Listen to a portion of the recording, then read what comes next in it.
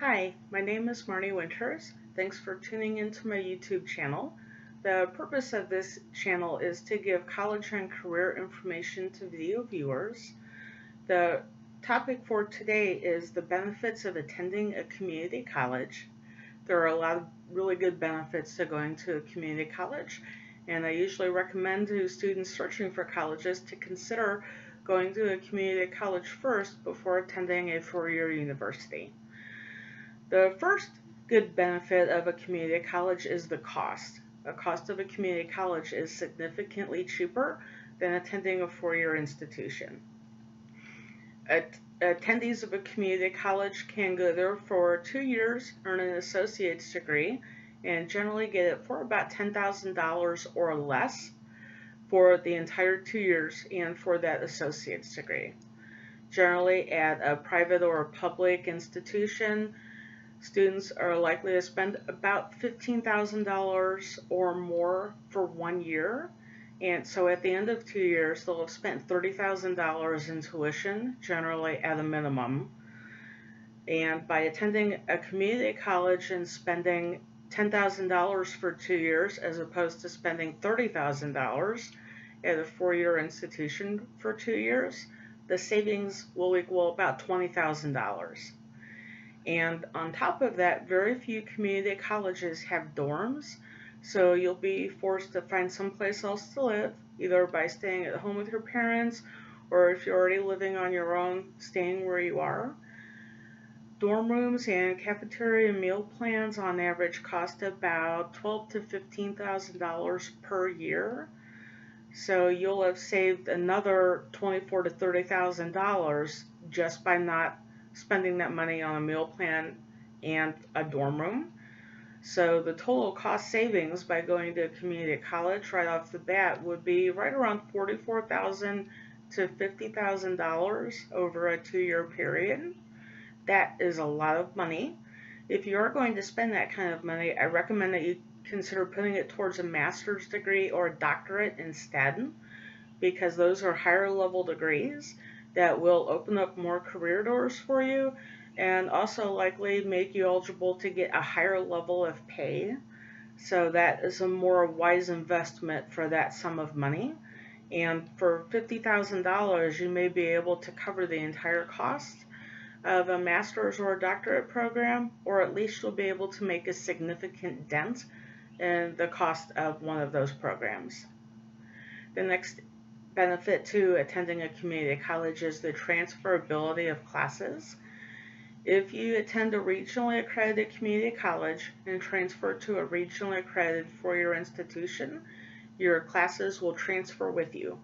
And just briefly, accreditation means that either the U.S. Department of Education or the Council on Higher Education Accreditation has gone to the school and reviewed the school as a whole, including faculty members, programs, classes, services offered, like tutoring, the library, the computer lab.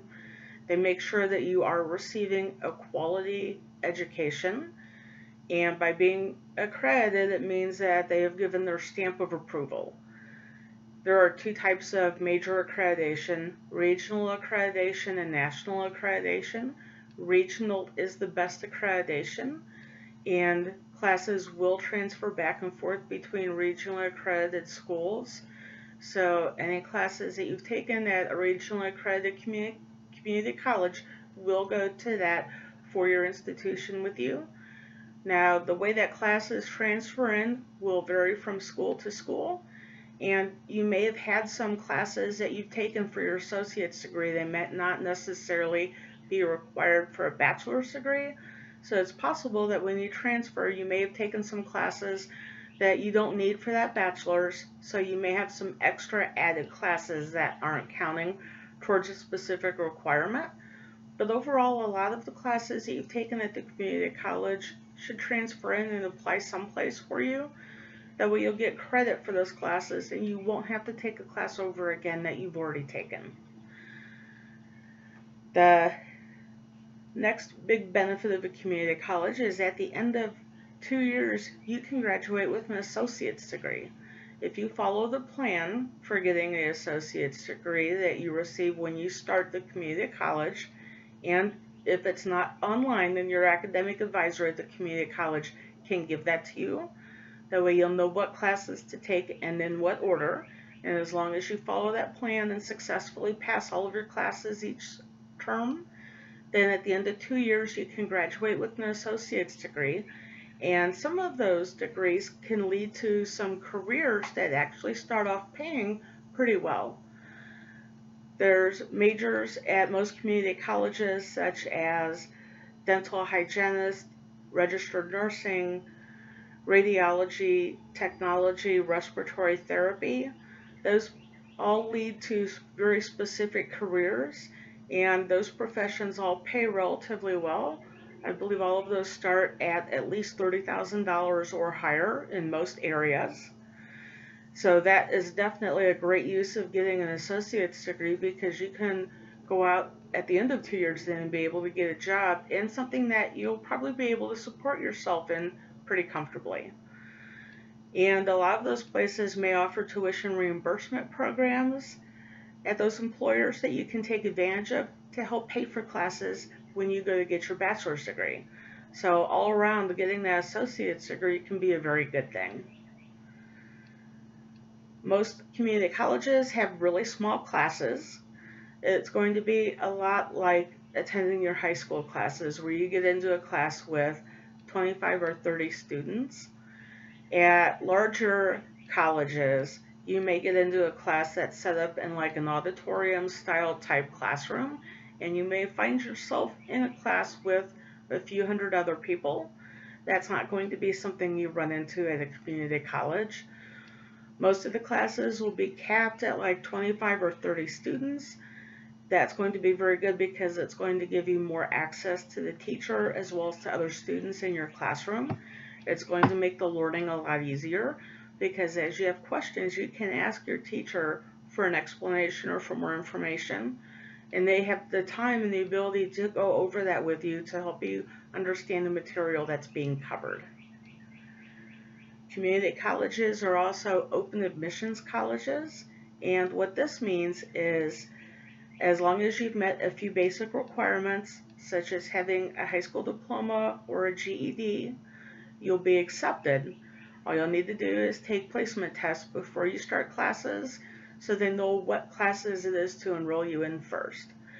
But it rules out the competitive nature of colleges. They will accept everybody who've met those basic requirements, so you don't have to worry about applying, writing an essay, waiting for months to get a decision on whether or not you've been accepted. The community college will take everybody, so it relieves some stress because you don't have to worry about what you're going to do if you don't get accepted. You'll be accepted. It'll give you a chance to improve your grade point average by going to a community college. If you didn't do very well in high school and you're not satisfied with the grade point that you received, and if you're going to apply to a bachelor's degree school, a four-year school to get that bachelor's degree, then you've got a chance to improve your grade point average. So if you received like a 2.0 in your high school and you're not happy with that, if you get, say, for instance, a 3.8 grade point average through a community college, when you send those transcripts in to the four-year institution, they will take a look at the grade point that you earned while you were at your community college and take that into consideration as part of the admissions process. Attending a community college will also give you more time to decide what career it is that you want to go into. A lot of people of all ages don't always know what career it is that they want at the time that they decide to go get a bachelor's degree or to return to college. By attending the community college first, you've got some more time to decide what career it is that you want to head to. You can take some classes, see how you like those, do some skills assessment tests, personality assessment tests, interest tests to see what it is that you like, to get some recommendations and suggestions on careers to consider. It'll give you some more time to think about it before you have to make a final decision with what major it is that you want for the bachelor's degree. It'll also give you more time to improve whatever it is that you need to improve to get into a competitive college. Some individuals keep track of everything that they do in regards to volunteering, work, activities. This will give you some more time to build that college resume to give to a competitive college that shows everything that they've done, leadership opportunities, activities they've participated in.